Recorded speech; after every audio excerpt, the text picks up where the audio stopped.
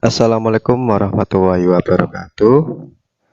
Kami dari kelompok 3 akan mempresentasikan hasil diskusi kami yang berjudul penalaran matematika.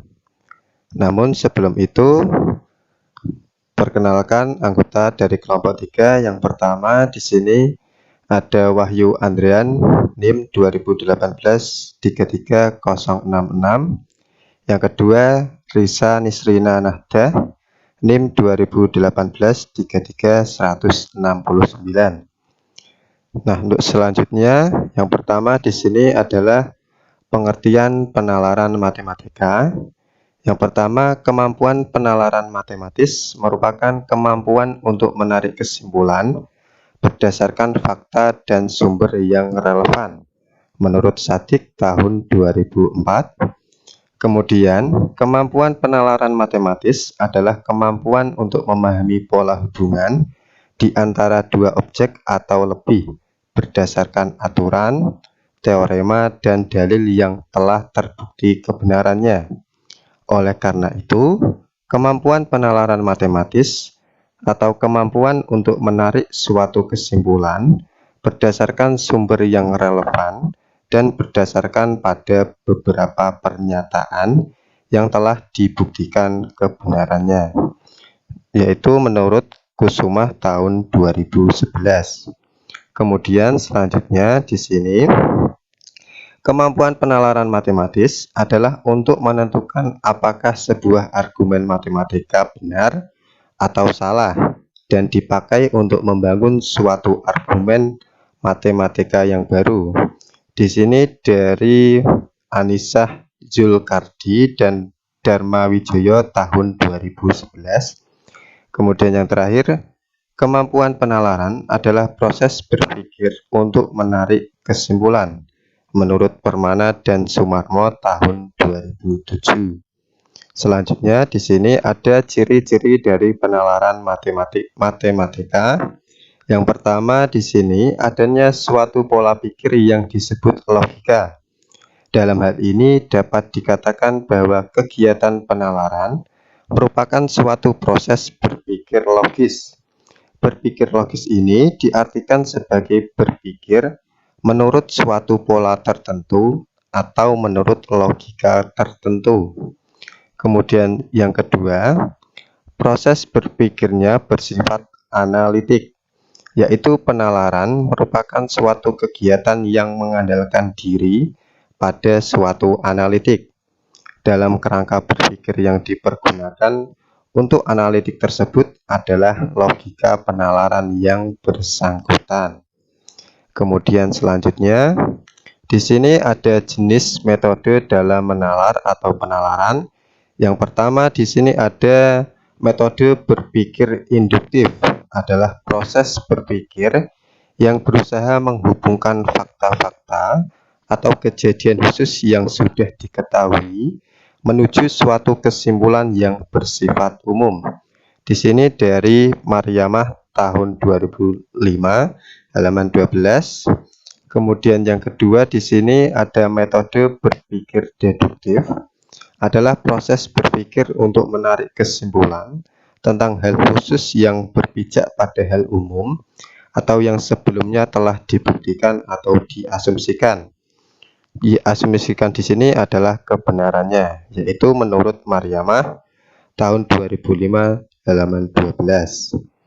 Kemudian selanjutnya di sini ada indikator penalaran. Di sini ada 3 indikator. Yang pertama adalah penalaran umum.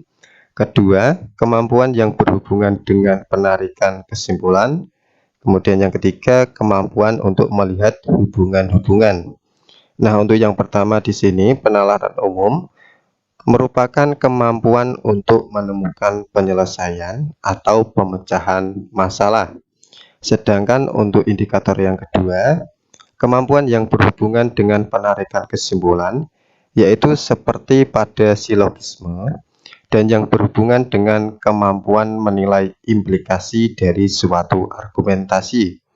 Kemudian yang terakhir, kemampuan untuk melihat hubungan-hubungan, yaitu tidak hanya hubungan antara benda-benda, tetapi juga hubungan antara ide-ide, dan kemudian mempergunakan hubungan itu untuk memperoleh benda-benda atau ide-ide lain.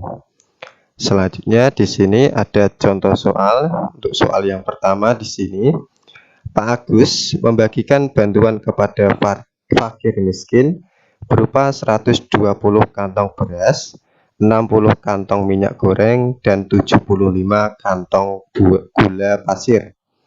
Jika setiap orang menerima bantuan yang sama, maka fakir miskin terbanyak mendapatkan bantuan tersebut adalah titik-titik. Nah, di sini untuk pembahasannya dari soal nomor 1. Nah, soal tersebut dapat diselesaikan dengan mencari FPB. Yang pertama di sini faktor prima dari 120 tadi adalah 2 pangkat 3 dikali 3 dikali 5. Kemudian yang kedua faktor prima dari bilangan 60 tadi sama dengan 2 pangkat 2 kali 3 kali 5. Kemudian faktor prima dari 75 adalah 3 kali 5 pangkat 2. Nah, FPB dari faktor bilangan prima yang 3 buah tadi, yaitu 120, 60, dan 75, didapatkan yaitu 3 kali 5 sama dengan 15. Nah, jadi di sini fakir miskin terbanyak yang mendapatkan bantuan tersebut adalah sebanyak 15 orang. Nah, selanjutnya contoh soal yang kedua. Di sini ada lampu kuning menyala setiap 20 menit, lampu hijau menyala setiap 25 menit, dan lampu merah menyala setiap 30 menit. Nah, pada pukul 02.25 ketika lampu menyala bersamaan, pada pukul berapa ketiga lampu akan menyala bersamaan kembali untuk kedua kalinya?